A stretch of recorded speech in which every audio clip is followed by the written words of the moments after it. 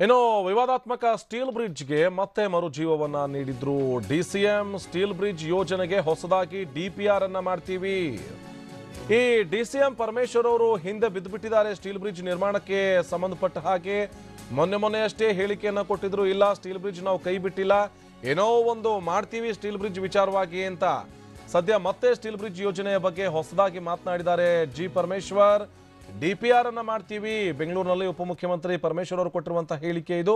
ಈಗಾಗಲೇ ಒಂದು ಯೋಜನೆಯನ್ನ ಕೈಗೆತ್ತಿಕೊಂಡು ಸ್ಥಗಿತವಾಗಿತ್ತು, ಇದೀಗ ನಾವು ಸ್ಟೀಲ್ ಬ್ರಿಡ್ಜ್ ಮಾಡೋದಕ್ಕೆ ತಯಾರಾಗಿದ್ದೇವೆ.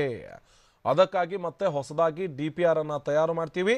ಡಿಪಿಆರ್ ಅನ್ನ ಮಾಡಿದ ನಂತರದಲ್ಲಿ ಸಾರ್ವಜನಿಕ ಅಭಿಪ್ರಾಯವನ್ನು ಸಂಗ್ರಹ ಮಾಡ್ತೀವಿ ಅಂತ ಹೇಳಿ ಡಾಕ್ಟರ್ ಜಿ ಪರಮೇಶ್ವರ್ ಹೇಳಿಕೆಯನ್ನು ಕೊಡೋ ಮೂಲಕ ಮತ್ತೆ ಸ್ಟೀಲ್ ಬ್ರಿಡ್ಜ್ಗೆ ಮರುಜೀವ ಕೊಡೋದಕ್ಕೆ ಮುಂದಾಗ್ತಿದ್ದಾರೆ. ಅದು ಬರೀ ಸ್ಟೀಲ್ ಆಗೋದಿಲ್ಲ, ಅದಕ್ಕೆ ಕಾಂಕ್ರೀಟು ಇರ್ತದೆ, ಸ್ಟೀಲು ಇರುತ್ತೆ.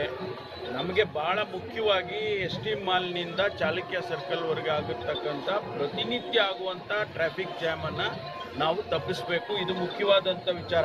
ಅದು ಸ್ಟೀಲ್ ಆಗಲಿ ಸಿಮೆಂಟ್ ಆಗಲಿ. ಅದಕ್ಕಾಗಿ ನಾವು ಏನು ಹಿಂದೆ ಸ್ಟೀಲ್ ಬ್ರಿಡ್ಜ್ ಅಂತ ಹೇಳಿ ಮಾಡೋದಕ್ಕೆ ಹೊರಟಿದ್ರು, ಅದನ್ನು ನಾನು ಈಗ ಮತ್ತೆ ಪುನರ್ ಪರಿಶೀಲನೆ ಮಾಡಿ ಅದನ್ನು ಪ್ರಾರಂಭ ಮಾಡಬೇಕು ಅಂತ ಹೇಳಿ ನಾವೀಗ ಅಂದ್ಕೊಂಡಿದ್ದೇವೆ. ಅದಕ್ಕಾಗಿ ಪಬ್ಲಿಕ್ ರಿಯಾಕ್ಷನ್ ಏನು ಬರ್ತದೆ ಅಂತ ಹೇಳಿ ನಾವು ಪಬ್ಲಿಕ್ ಡೊಮೈನಿಗೆ ಅದನ್ನು ಕೊಡ್ತೇವೆ.